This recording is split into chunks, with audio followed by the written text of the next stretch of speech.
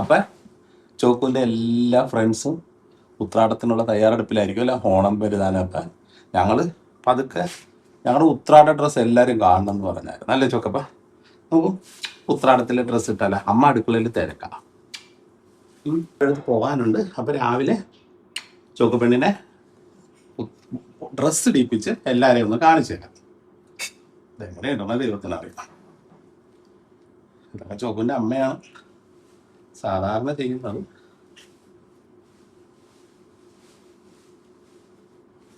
നല്ലതായിട്ട് ചോക്കപ്പെണ്ണ്.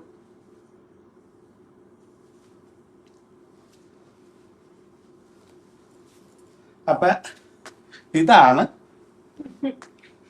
ഞങ്ങളുടെ ചോക്കപ്പെണ്ണിന്റെ ഉത്രാടത്തിന്റെ dress. Back കാണിച്ചു തരാം കേട്ടാ.